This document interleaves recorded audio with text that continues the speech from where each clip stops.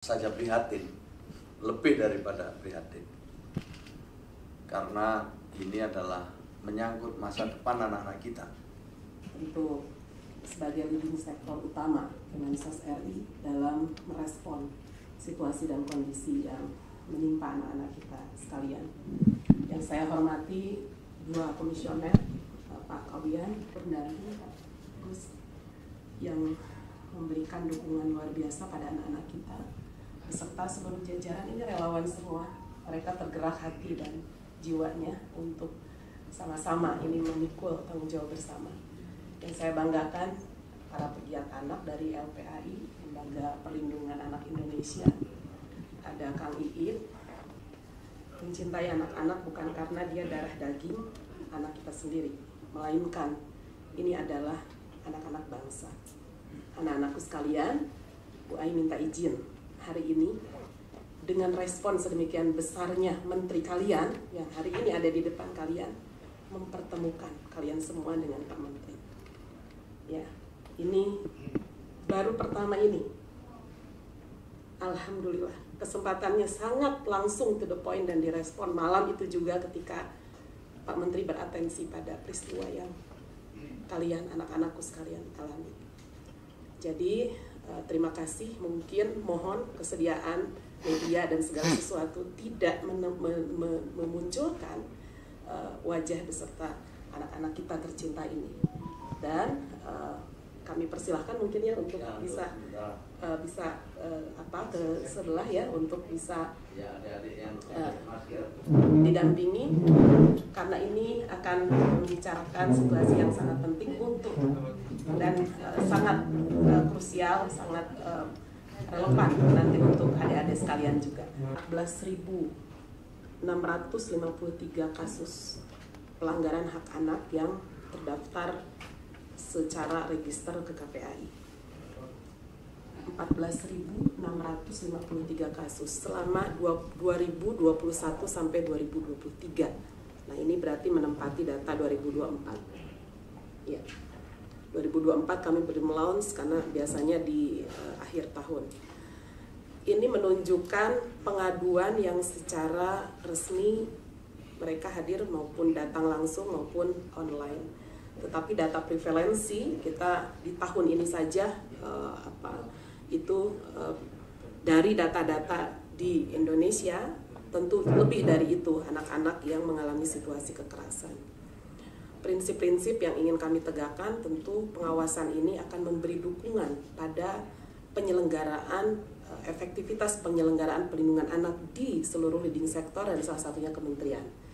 Ini yang menjadi semangat kami sehingga penerimaan pengaduan dari masyarakat kepada kami ketika ditindaklanjuti secara cepat menunjukkan akuntabilitas dan memang responsibilitas kementerian tersebut jauh lebih luar biasa dan menjawab ekspektasi publik. Sehingga sistem ini yang kita terobos dan bersyukur Gus Menteri dengan segala gerak tanggapnya ini yang menjadi pertanda bahwa Kemensos ke depan akan semakin diandalkan di masyarakat. Bapak Ibu, tentu teman-teman sekalian, dari case ini Pak Menteri, kami ingin sampaikan ada dua hal yang sangat krusial. Pertama, perlindungan anak pada anak-anak yang mendapatkan situasi kekerasan seksual berupa sodomi. Situasinya sudah terjadi seperti budaya, bahkan sudah ada yang mengalami lebih dari 2-3 kali perlakuan. Kedua, realitasnya dilakukan oleh yang dianggap orang tua kandung, orang tua asuh, karena ini adalah pimpinan kepala panti.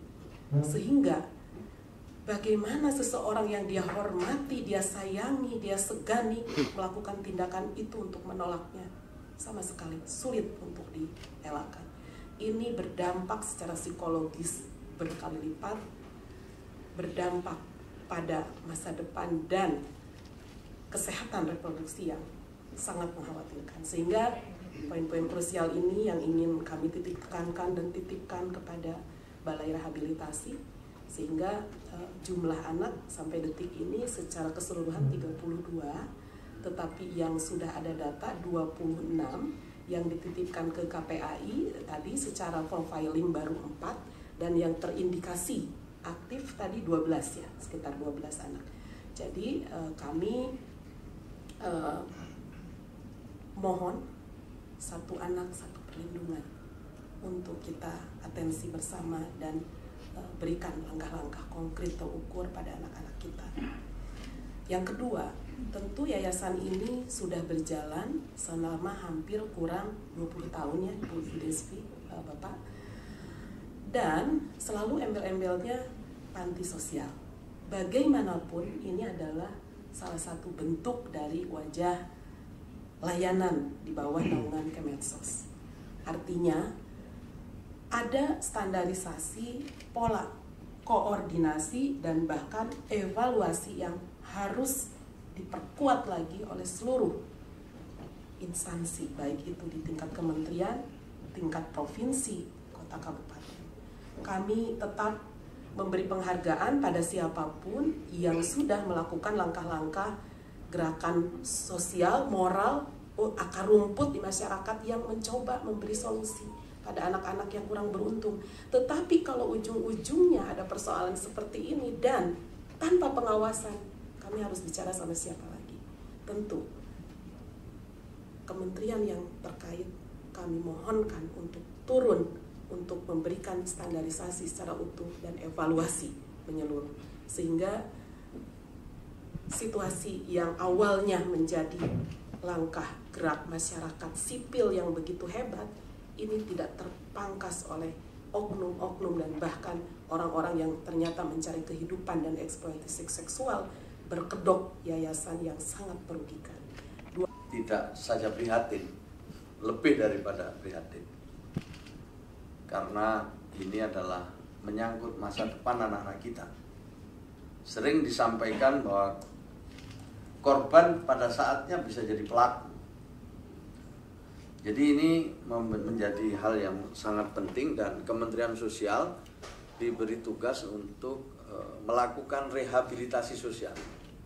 Jadi rehabilitasi medisnya nanti tentu di Kementerian Kesehatan, rehabilitasi sosialnya di tempat kita.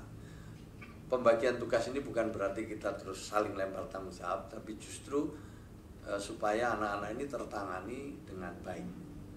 Dalam kesempatan awal tentu Kementerian Sosial siap untuk menampung, memberikan bimbingan, sambil nanti kita berkoordinasi supaya ada tenaga-tenaga medis yang juga bisa mendampingi, di samping tentu tenaga-tenaga kesejahteraan sosial.